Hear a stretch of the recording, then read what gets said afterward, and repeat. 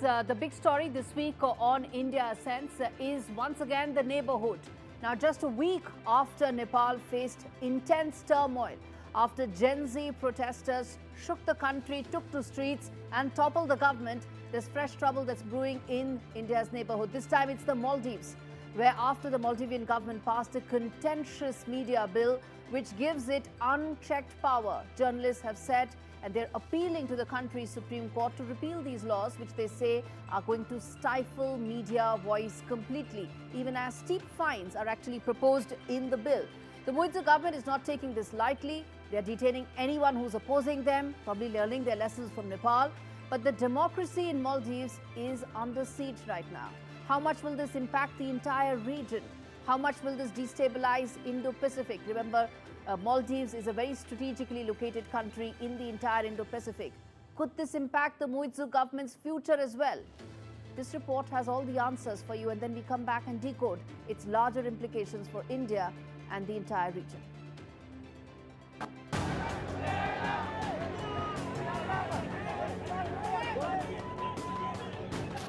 A democracy under siege and the press in the process. The Maldives government has passed a controversial new media regulation bill, a sweeping law that allows for hefty fines and the temporary or permanent closure of media outlets. Critics have declared it the war on free speech. The bill bulldozed through Parliament on Tuesday, where President Muizzu's ruling People's National Congress holds a supermajority. This media control bill gives the state unchecked power, giving a new commission loyal to President Muizzu the authority to suspend and shut down media houses without a court order.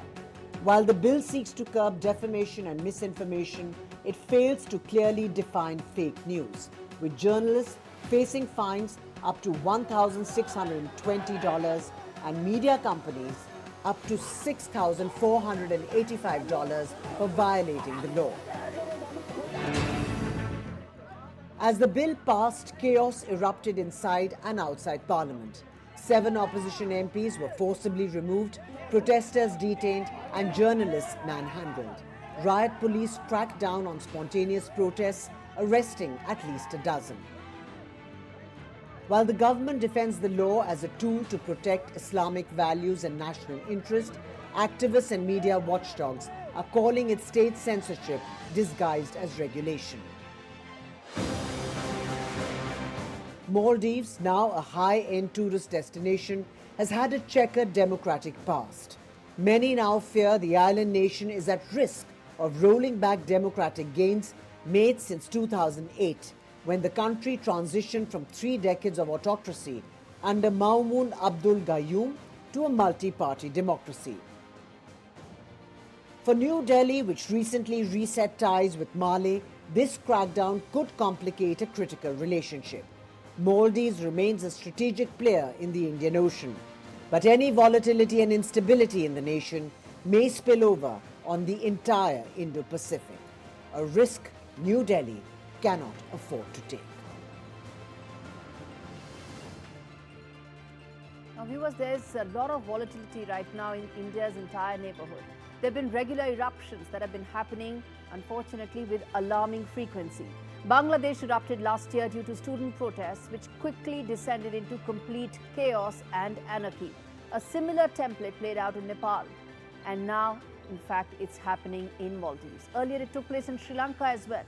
The question that we are asking is, who stands to gain with this volatility? Who benefits from the entire region being in uncertain times?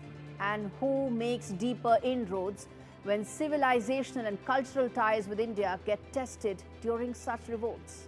The answer to these questions will determine and shape India's relations with our entire neighborhood going forward.